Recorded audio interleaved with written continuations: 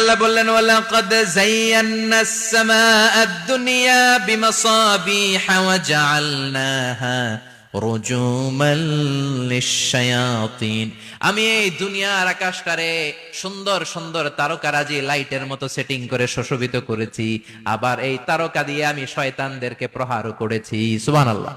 শয়তানদেরকে আল্লাহ তারা মেরে আঘাত করে। সুবহানাল্লাহ বলে।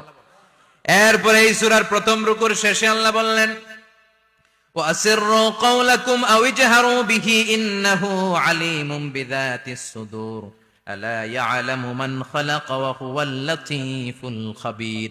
আল্লাহ বললেন وَأَسِرُّوا قَوْلَكُمْ, তোমরা যদি গোপনে কথা বলো, আও ইজহারু বিহি, কিংবা স্পষ্ট করে বলো, সব শুনে কে? আপনি যেমনি বলেন শুনবে কে? বলেনই নাই, শুধু মনে মনে ভাবছেন, শুনবে কে? সুবহানাল্লাহ কইবেন না? সাত আকাশের উপরে, আরশের উপরে তার অবস্থান, সাত জমিনের নিচে কোন গোপনতম প্রকোষ্ঠে, কোন ছোট্ট বাক্সের ভেতরে যদি কোনো পিঁপড়া, পিপিলিকা নীরবে হেঁটে যায়, আল্লাহ বলে আমি ওই পিঁপড়ার হেঁটে চলার পায়ের আওয়াজটাও শুনতে পাই। এজন্য কেউ যেটা শোনে না, শুনে কে?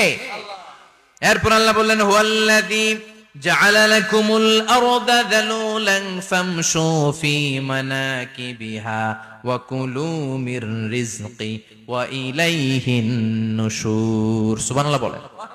আল্লাহ ডেকে বললেন গোলাম, তোমাদের জন্য জমিনটারে আমি বিছানা বানিয়েছি। আল্লাযী জাআলা লাকুমুল আরদা ফিরাশা, জমিনটারে বিছানা বানিয়েছে কে? এই বিছানার মতো সমতল জমিন দিয়ে তোমরা হেঁটে বেড়াও, চলে বেড়াও, হেলে দুলে পড়ার সুযোগ নাই, ঠিক কিনা? এই যে মাইথার দিয়ে আজকের যে ময়দান, এটা যদি বিছানার মতো সমান না